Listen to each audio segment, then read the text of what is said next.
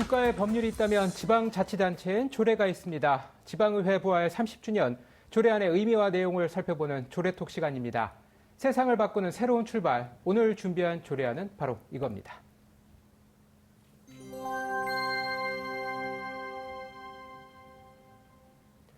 조례안을 발의한 조명자 수원시의회 의원 이 자리에 모셨습니다. 어서 오세요. 네, 반갑습니다. 네. 먼저 당뇨병을 앓고 있는 환자가 점점 늘고 있고 네. 연령대도 좀 낮아지고 있는 추세잖아요. 이 조례안에 소아 청소년 당뇨병 환자를 지원하기 위해서 어떤 내용들이 담겨 있습니까?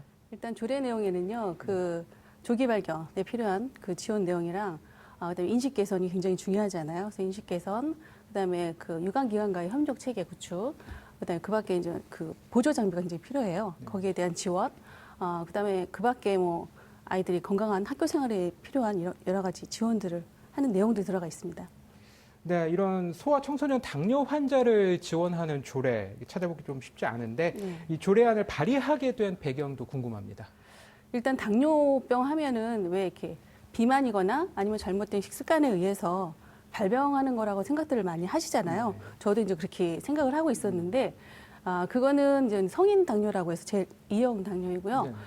소아 청소년은 제1형 당뇨라고 해서 식습관보다는 일단 면역력이 저하되었거나 아니면 바이러스가 침투되었거나 아니면 유전적인 요소에 의해서 그렇게 발병되는 당뇨병이 이제 소아 당뇨라고 하더라고요.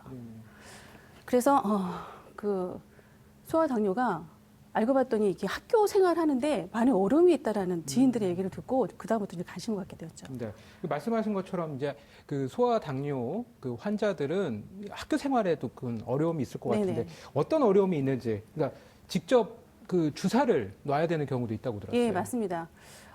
어르신, 그 성인 당뇨 같은 경우는 그냥 당뇨 약을 섭취를 하면 되는데, 네. 소아 당뇨 같은 경우는 인슐린이 저혈당이기 때문에 인슐린 주사를 투여를 해야 되는 거예요.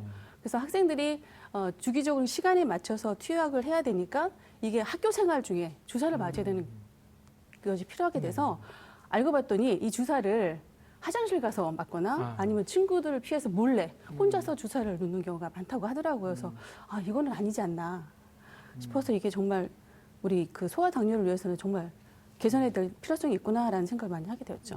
네. 이 조례가 통과된 지 6개월 정도가 지난 걸로 알고 있는데 그 당사자인 아이들 또 부모님들의 반응은 좀 어떻습니까?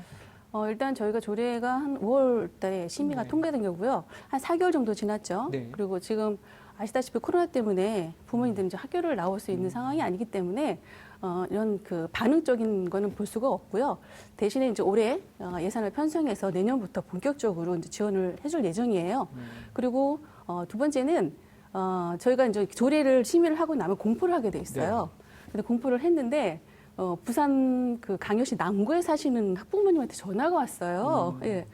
당신 아들이 이제 유치원에 다니는데 소아 당뇨를 앓고 있다. 유치원생. 예. 그래서 부산 남구에도 수원처럼 이런 지원 조례가 있었으면 좋겠다라는 의견을 주시는 거예요. 그래서 저희는 저 네트워크가 다 돼 있잖아요, 의원들끼리. 그래서 남구에 그 계시는 의원님들께 전화해서 이런 조례를 한번 개정했으면 좋겠다라고 말씀을 드렸더니 흔쾌히 오케이를 하셨어요. 근데 제가 이제 며칠 전에 그 남구의회 홈페이지 들어가니까 아직 조례 내용이 들어가 있진 않더라고요. 그래서 아마 지금 준비 과정인 것 같아요. 아까도 말씀하셨지만 이 어린아이들 같은 경우는 이제 친구들에게 그런 상황이 되면 그렇죠. 좀 놀림도 받고 어려움이 참 많을 것 같습니다. 학교 현장에서 필요한 방안들이 좀 더 있을까요? 아까도 좀 전에 말씀드렸듯이 가장 중요한 건 인슐린 주사 투여할 때 그 장소가 굉장히 중요하잖아요. 정말 깔끔한 환경에서 그런 그 환경에서 주사를 맞아야 되는데 좀 남몰래 화장실 만드는 생각을 해보세요. 주사를 비위생적인 환경, 그것도 직접 놔야 되니. 그러니까 고학력 학생들은 괜찮은데 저학년 학생들 같은 경우는 문제점이 많잖아요. 그래서 보건교사가 있는 학교 같은 경우는 이제 보건실에 가서 맡기도 하는데 그런 여건이 아시다시피 다 준비가 돼 있지는 않잖아요. 그래서 이렇게 부족한 보건교사가 부족한 학교 내에 그럼 이 학생들을 어떻게 보호를 할 것이냐라는 고민들이 남겨 있는 거예요. 그래서 가장 중요한 거는 우리 경기도에도 이 당뇨병 환자 지원 조례가 있습니다. 그리고 지원센터도 그 조례 안에 들어가 있고 경기도 의료원이 지원센터 역할을 하고 있거든요. 근데 아직까지도 아무런 행동을 하고 있질 않아요. 그래서 이 문제를 우리 수원시만 갖고 있는 게 아니라 경기도 교육청과 경기도와 수원시 그다음에 그 경기도 의료원과 함께해서 협력체를 좀 구축해야겠다. 그래서 경기도 전체에 있는 학생들 지금 숫자를 파악한 게 한 700명 정도 된다고 하더라고요. 경기도 전체 소아당뇨 환자가 수원은 한 59명 정도 되는 걸로 파악이 됐거든요. 정확한 숫자도 안 나와 있어요. 그러니까 추측을 하는 거예요. 그래서 이렇게 적은 숫자이긴 하지만 이 학생들이 경기도 내에 있는 학생들만큼이라도 정말 위생적인 환경 속에서 제대로 된 인슐린 주사 투여를 하고 건강하게 학교 생활을 할 수 있는 그런 여건을 만들어주는 게 우리 기성세대의 역할이 아닌가 하는 생각이 듭니다. 네. 숫자가 적기도 하지만 사실 지금까지는 이 소아 당뇨에 대한 인식들이 그렇게 크지는 않았단 그렇죠. 말씀. 예, 그래서 이런 조례안을 통해서 조금 그런 인식들이 좀 개선이 됐으면 하는 또 바람이 있습니다. 의원님께서는 이런 뭐 소아당뇨를 비롯해서 의료복지 분야에 관심이 굉장히 많으신 걸로 알고 있어요. 네. 네. 남은 임기 동안 혹시 목표가 있으시다면? 제가 그동안에 또 그 한방 난임 지원 조례를 제정한 적이 있어요. 네. 우리가 양방은 국가에서 무료로 그렇죠. 지원을 해주는데 한방은 지원을 안 해주는 거예요. 그래서 제가 양방에서 거의 이제 성공을 하지 못한 분들이 한방으로 많이 돌아오고 계시거든요. 네. 그래서 그 한방 지원을 해주고 있었는데 성공률이 20%가 넘는 거예요.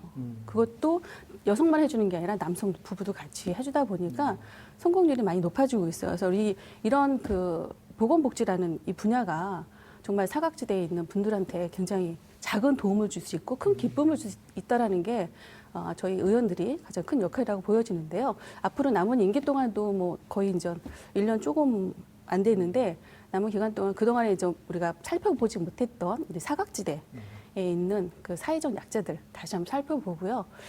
그리고 이런 분들을 위한 또 지원할 수 있는 조례를 만들어주는 게 저희 역할이라고 보여지기 때문에 최선을 다해야 될 것 같습니다. 네. 네.